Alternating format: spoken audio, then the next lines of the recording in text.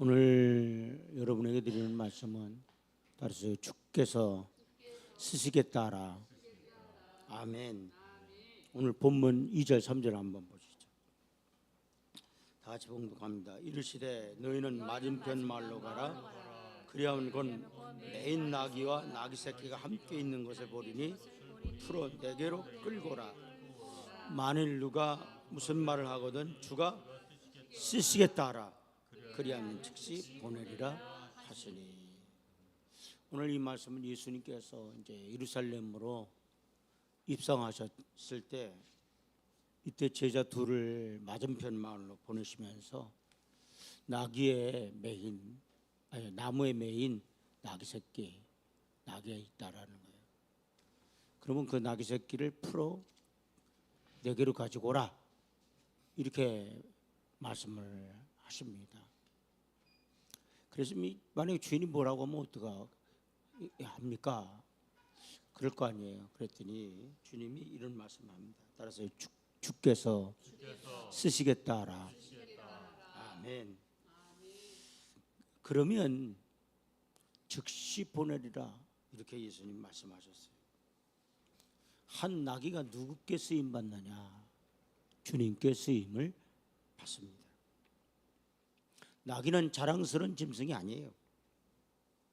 그렇다고 나귀가 잘생긴 것도 아니고 또 이 나귀가 힘센 것도 아닙니다.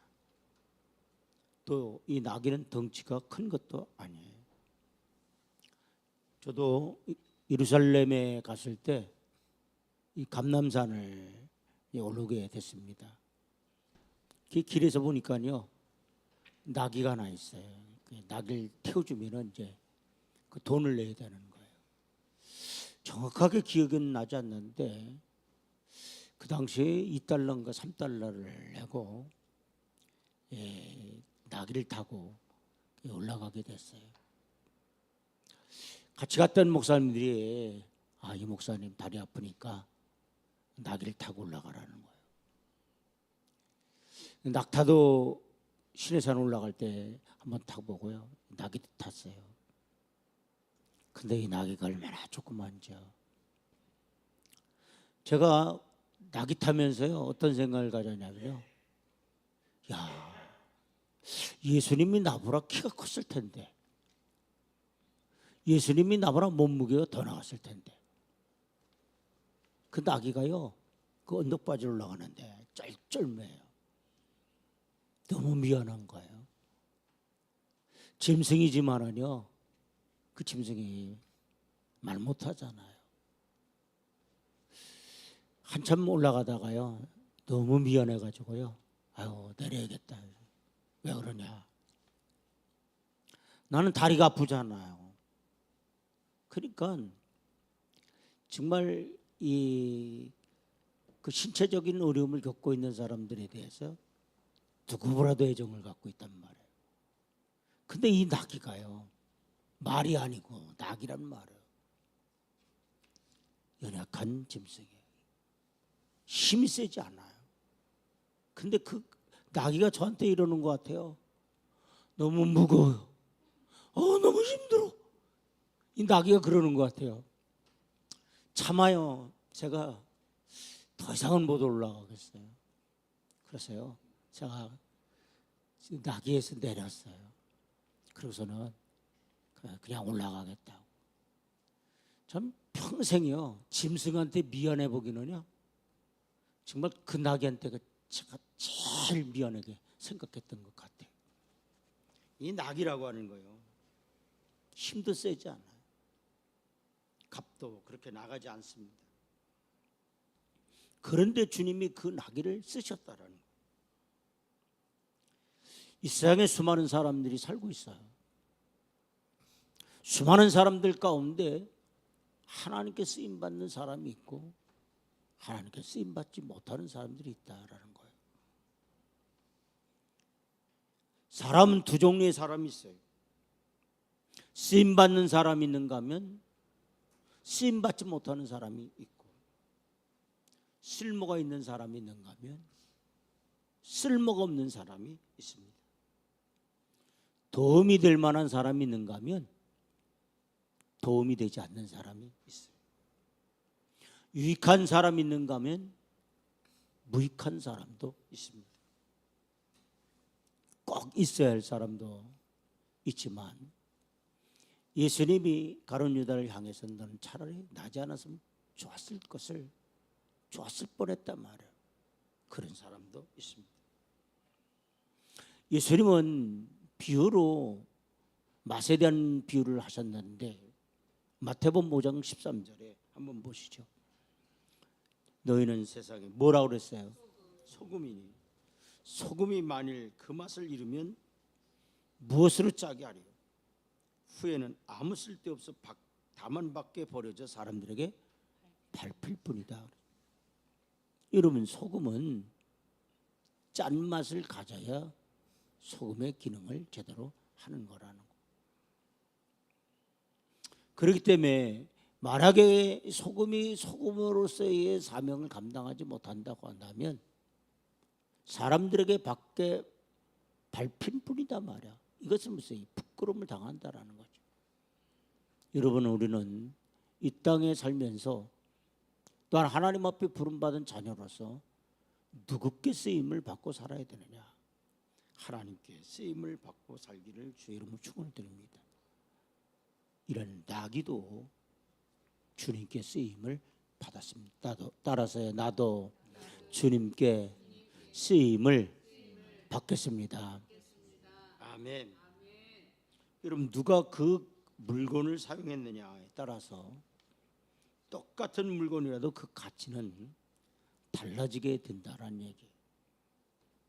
나폴레옹이 사용한 숟가락, 펜, 심지어 잠옷까지도 이 경매에 나온다고 생각해 보십시오. 엄청난 가격에 그것이 팔릴 것입니다.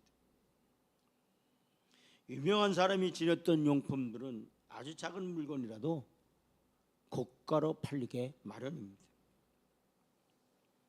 유명한 사람이 사용했던 물건도 이렇게 가치가 있거늘 하물며 우리 주님께 쓰임 받는다면 그 인생은 상상할 수 없는 거예요. 여러분, 베드로 보세요. 베드로는 평범한 어부였습니다. 보통 사람이었습니다. 그러나 그가 주님에게 쓰임 받았을 때 그는 기독교의 핵심적인 인물이 됐습니다.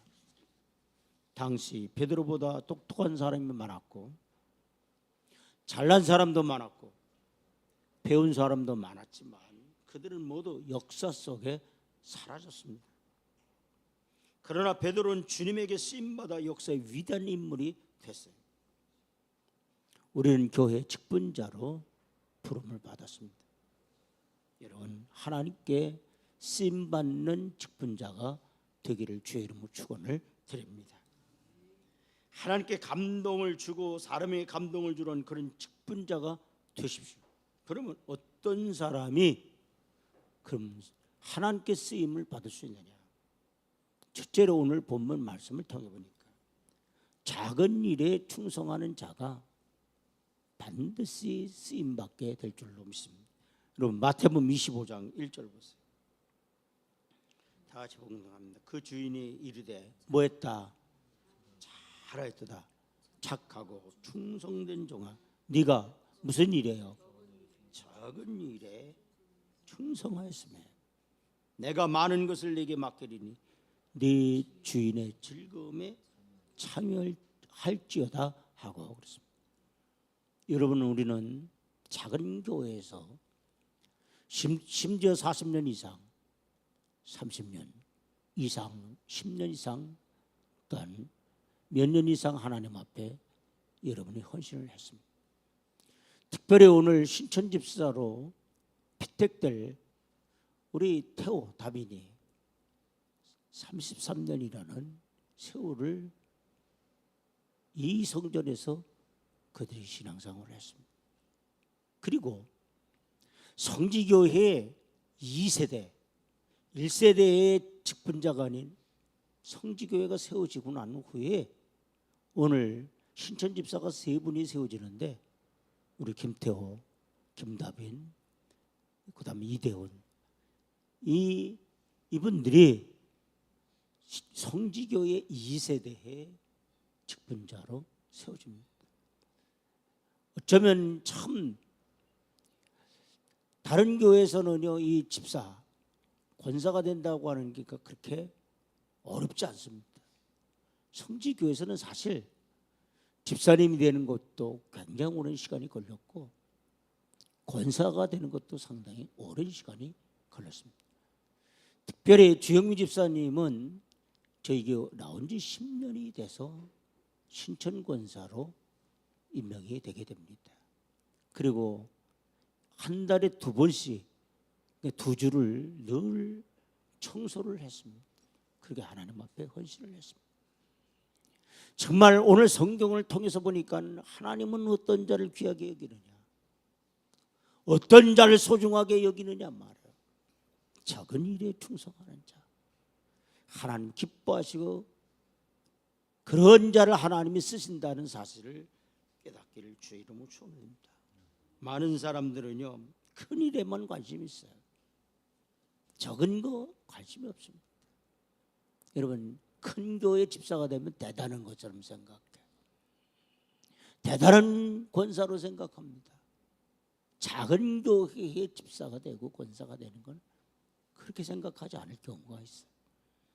제가 신학교 시절에 어떤 집사님이요, 굉장히 개척하고 있는 저희 작은아버지가 개척하셨을 때 그 교인들을 굉장히 우습게 여겨요. 너무너무 우습게 여깁니다. 자기는 큰 교회의 집사라는 거예요. 그래서 제가 그랬습니다. 그래요? 나는 그 교회에 12년 8개월을 내가 그 교회에 다녔어. 국민학교 1학년 때부터 고등학교 2학년 11월 달까지 난 그 교회에 다녔어요. 내가 그렇게 얘기를 했습니다.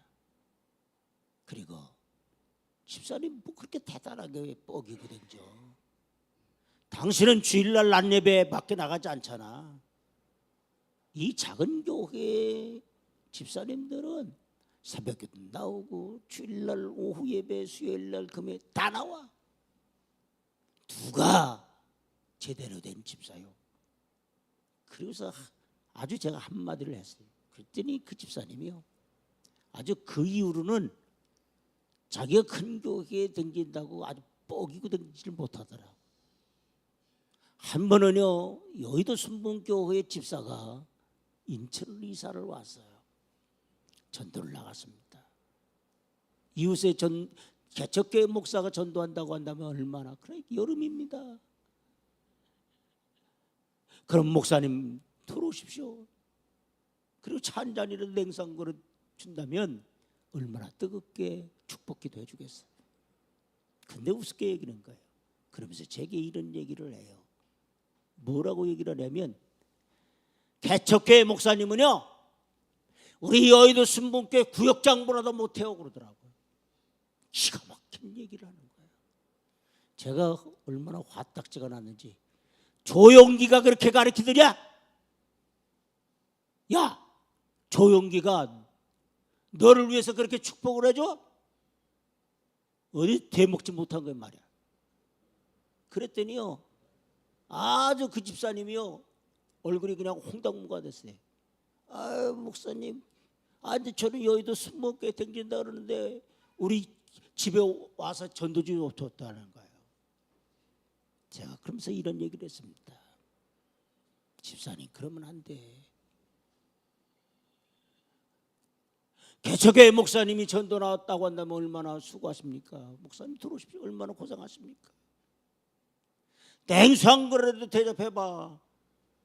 그러면 뜨겁게 내가 기도해 줄 거 아니야. 축복해 줄 거 아니야.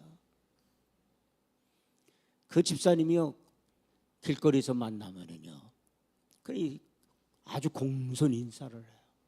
여러분, 작다라고 우리는 우습게 얘기해요. 교회가 작다고 우습게 얘기해요. 큰 교회 집사가 되기가 어렵습니까? 작은 교회 집사가 되기가 어렵습니까?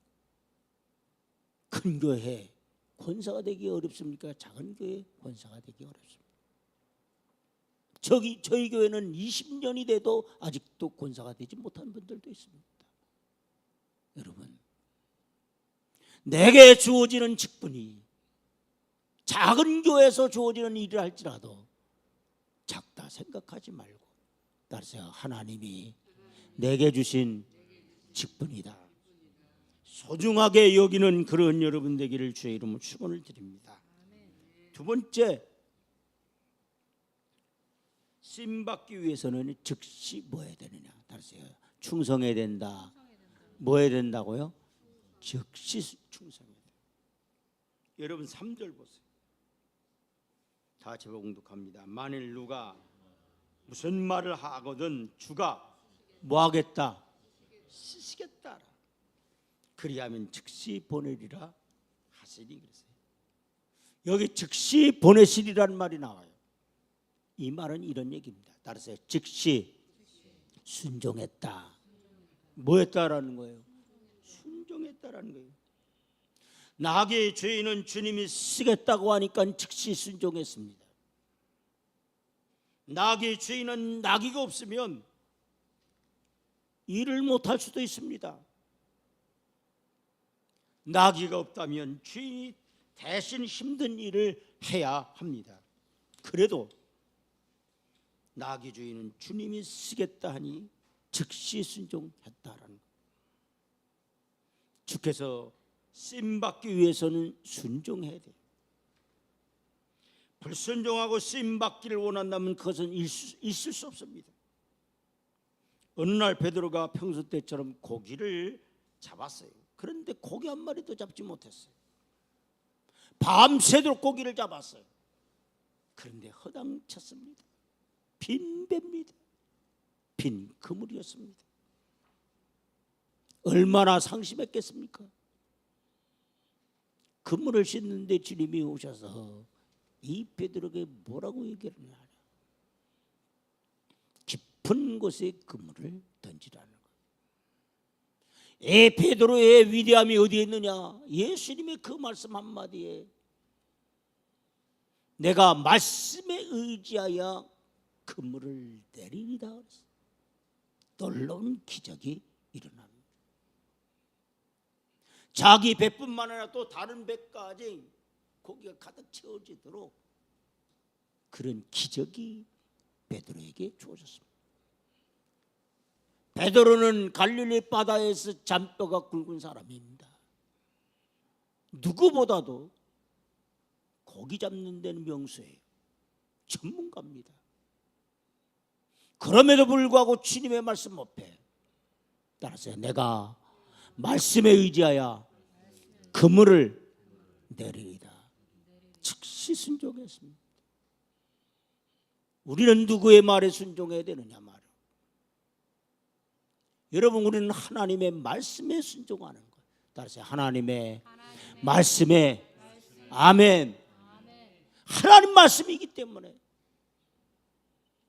마틴 루터가 그랬다 그러잖아요. 가라 하면 가고 쓰라면 쓰라. 하나님이 하라고 하면 하는 거고 하지 말라면 하지 않는. 누가복음 5장 5절과 7절 통해 보니까 시몬이 대답하여 이르되 선생님 우리들이 밤이 새도록 수고하였을 때 잡은 것이 없지만은 말씀에 의지하여 내가 그물을 내리다 하고 그렇게 하니 그랬어요. 따라서 그렇게 하니 말씀에 의지하여서 내가 그렇게 했다라는 거예요. 그렇게 했다는 얘기는 무슨 얘기예요? 순종했다는 얘기입니다. 고기를 잡은 것이 심이 많아 그물이 찢어지는지라 그랬어요. 놀라운 기적이 일어나는 거예요. 이에 다른 배에 있는 동무들에게 손짓하여 와서 도와달라 하니 그들이 와서 두 배의 체험에 잠기게 되었더라. 옆에 있던 배는요 베드로 때문에 수지 맞았어요. 여러분도 하나님의 말씀에 순종하며 살 때 주위에 있는 사람들이 여러분 때문에 수지 맞는 일들이 일어나기를 주의 이름으로 축원을 드립니다. 순종하고 그물을 던지니 많은 고기를 잡았어요. 순종이란 말이 헬라어로 무슨 말인가 하고 봤더니요, 순종이 휘파코에 따라서 휘파코, 이 말이 이런 얘기예요. 따라서 깊게 듣는다. 하나님의 말씀을요 깊게 듣는다. 가볍게 듣지 않는다라는 거예요. 순종의 사람들은 하나님의 말씀을 깊게 들어요. 불순종의 사람들은 하나님의 말씀을 가볍게 듣는 거예요. 효자도 보면은요, 부모님의 말씀을 어떻게 해요? 깊게 들어요. 부모님의 말씀을 가볍게 여기지 않아요. 또한 이런 뜻이 있어요. 명령 따르다. 뭘 따르다요? 명령을 따르다. 하나님이 알아서 하라고 하셨으니, 주님이 명령하셨으니 따른다라는. 그리고 이런 뜻이 있어요. 무슨 일이든지 따라서요 다 준행한다. 그대로 살겠다라는 거. 출애굽기 19장 5절부터 6절 보세요. 다 같이 봉독합니다. 세계가 다 내게 속하였나니 너희가 내 말을 잘 듣고, 그랬어요. 내 언약을 뭐하면요? 지키면 너희는 모든 민족 중에 누구의 소유가 된다? 내 소유가 되겠고, 그랬어요.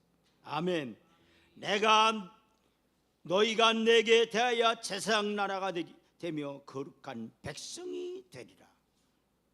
너는 이 말을 이스라엘 자손에게 전할지니라. 정말 하나님의 말씀을 잘 듣고 하나님의 언약을 지킨다고 한다면, 하나님이 뭐라고 말씀 따르세요? 너는 내 소유다, 내 백성이다. 아멘. 제사장 나라가 되겠다, 거룩한 백성이 되겠다라고 말씀하고 있어요. 순종하는 자에게 하나님의 소유와 제사장 나라가 되며 거룩한 백성이 되겠다고 하나님은 우리에게 말씀하고 있어요. 여러분, 이게 무슨 말이에요? 하나님의 은총을 받아 축복의 사람이 된다는 말이에요. 성경에 나오는 인물들은 크게 두 가지로 분류할 수 있는데, 하나는 하나님께 순종하고 잘된 사람, 또 하나는 불순종하고 안 되는 사람들입니다. 에녹, 노아, 아브라함, 이삭, 모세, 요수아, 사무엘, 다윗 등등 이 사람들은 순종의 사람들이었어요. 그러나 아담, 가인, 고라, 사울, 아합, 아나니아 등 불순종의 사람들이었습니다. 여러분, 어떤 사람들이 되어야 되느냐? 따라서 하나님의 말씀에 순종하는 사람이 되겠습니다. 아멘. 마지막으로 쓰임받기 위해서는 어떻게 해야 되느냐? 열심을 내어야 한다는 거. 누가복음 12장 11절 통해 보니까 부지런하여 게으르지 말고 열심을 품고 주를 섬기라, 이렇게 말씀하고 있습니다. 열심을 헬라어로 뭐라고 얘기하느냐? 엔데오스라고 해요. 이 엔은 안에, 이게 안, 영어로 보면 인이에요. 데우스는 따라서 하나님. 그러니까 열심은 하나님 안에라는 거예요. 모든 것이 하나님 안에서 열심을 내기를 주의 이름으로 축원을 드립니다. 진정한 열심은 하나님 안에서 열심을 내어야 그것이 가치 있는 열심이라는 얘기예요.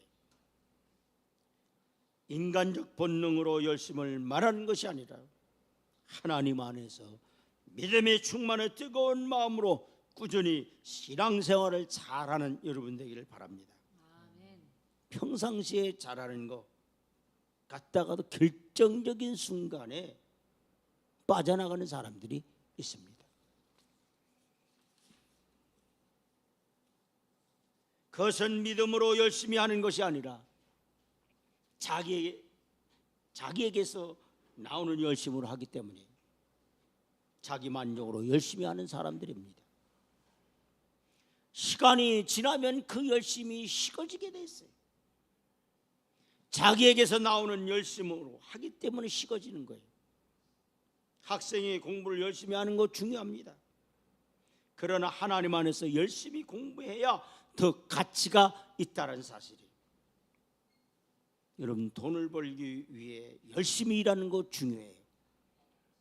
그러나 하나님 안에서 열심히 일하기를 주의 이름으로 축원을 드립니다.